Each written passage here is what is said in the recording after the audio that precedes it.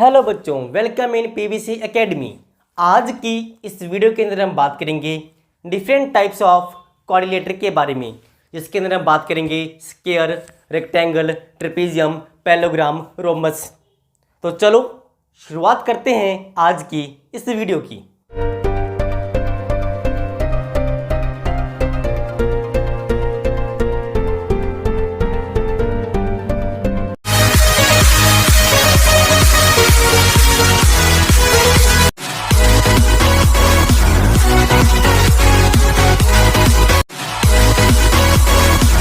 तो आज का हमारा टॉपिक जिसके बारे में हम बात करेंगे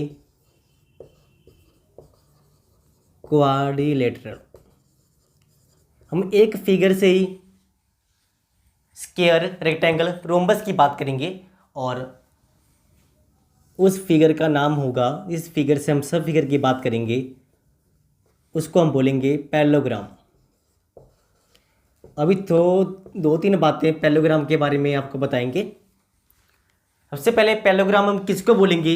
जिनकी अपोजिट साइड आपस में क्या होंगी, एक दूसरे के पैरेलल होंगी और इसके साथ ही वो दोनों साइडें आपस में एक दूसरे के बराबर होंगी। किसी भी एक साइड के ऊपर आप किसी भी साइड की बात कर लीजिए, A D, A B, B C, C D. मैंने बात की ए बी की।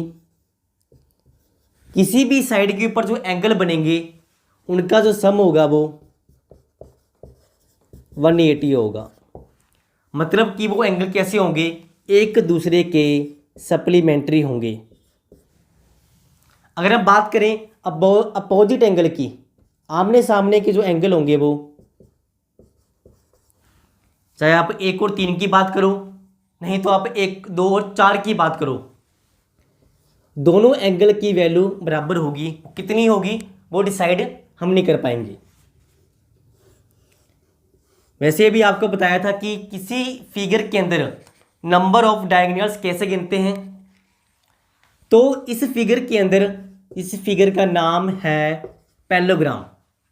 अगर आप कोई डायगोनल्स बनाते हो, एसी आपने बनाया, तो एसी जो डायगोनल होगा वो इस डायग्राम को 2 इक्वल पार्ट्स में डिवाइड कर देगा। क्या कर देगा वो? डिवाइड।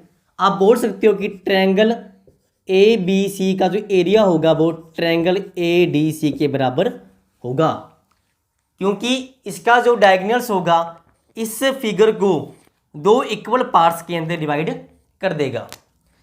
अगर मान लो यहाँ से भी एक डायगोनल्स को ड्रॉ करें तो सभी पार्ट्स इक्वल होंगे और सभी इक्वल पार्ट्स का जो एरिया होगा वो पूरे के 1/4 के बराबर होगा। आप ऐसा बोल सकते हो। और सबसे इम्पोर्टेंट प्रॉपर्टी जो इस फिगर के ऊपर लगने वाली है, अब इसके डायगोनल्स के स्क्वायर का जोड़ A C square plus B D square, इसकी कितनी भी साइडें होंगी उनके स्क्वायर और जोड़ के बराबर होगा। ये इस पैरेललोग्राम की इंपॉर्टेंट प्रॉपर्टी होगी। इसके आगे हम बात करें, अगर इसी फिगर के अंदर, फिर से सुनिए, अगर हम इसी फिगर के अंदर सभी साइडें बराबर कर दें, साइड्स आर इक्वल। पहले तो क्या था, आमने सामने की साइडें बराबर थी। अगर सभी साइडें बराबर लंबाई की, बराबर लेंथ की कर दें, तो उस टाइम जो डायगोनल्स होंगे इस फिगर के, मान लो ये चारों साइडें बराबर कर दी मैंने, जो डायगोनल्स होंगे उसको हम बोलेंगे एंगल बाइसेक्टर। मतलब कि वो एंगल को बाइसेक्ट करेंगे और इसकी वैल्यू और इसकी वैल्यू बराबर होगी, एंगल बाइसेक्टर। और जो डायगोनल्स होंगे एक दूसरे को 90 पर काटेंगे। कौन सी कंडीशन में? अगर इस फिगर में सभी साइडें बराबर हो जाएं तो 2 प्रॉपर्टीज आपके सामने आएंगी। नंबर 1 एंगल बाइसेक्टर, और एक दूसरे को वो 90 पे कट करेंगी। तो ऐसी कंडीशन के अंदर वो 2 फिगर हो सकती है। नंबर 1 वो स्क्वायर होगा, नंबर 2 नहीं तो वो रोम्बस होगा। इन दोनों में से वो एक होगा इस कंडीशन के अंदर। अगर हम सेकंड कंडीशन की बात करें, अगर मैं दोनों डायगोनल्स ए सी और बी डी दोनों की लेंथ भी बराबर कर दूं, ए सी और बी डी की, और वो एक दूसरे को एंगल बाइसेक्टर भी होंगे, all bisector are equal in length, मतलब कि मान लो इस तरह से हो,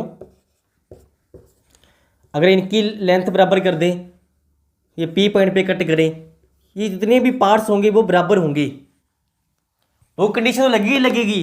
साथ में मैंने इनकी लेंथ को बराबर कर दिया, तो इस कंडीशन के अंदर भी दो फिगर होंगी, number 1 square, number 2 rectangle. Number 2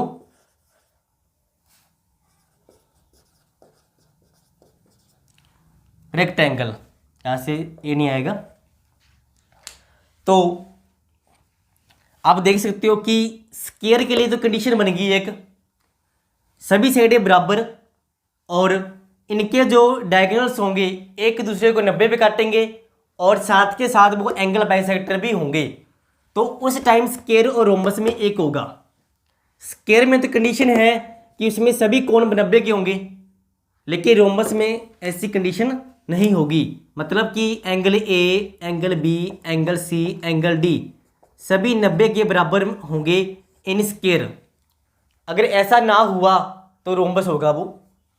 अगर उसके लेंथ भी बराबर हुई डायगोनल्स की और एक दूसरे को 90 पे काटे वो, तो स्क्वायर और रेक्टेंगल में से एक होगा।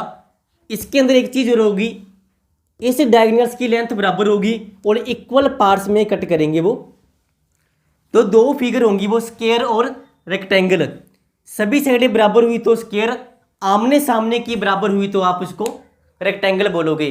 तो इस तरह से आप एक पैरेललोग्राम के द्वारा इन तीनों फिगर को भी समझ सकते हो। ये फॉर्मूला स्क्वायर, रोम्बस और रेक्टेंगल तीनों के ऊपर लागू होगा। ये जितनी भी बातें लिखवाई हैं आपको पैरेललोग्राम के बारे में, वो तीनों के ऊपर एप्लीकेबल होंगी। इसके आगे हम लास्ट फिगर की बात करेंगे ट्रेपीजियम के बारे में।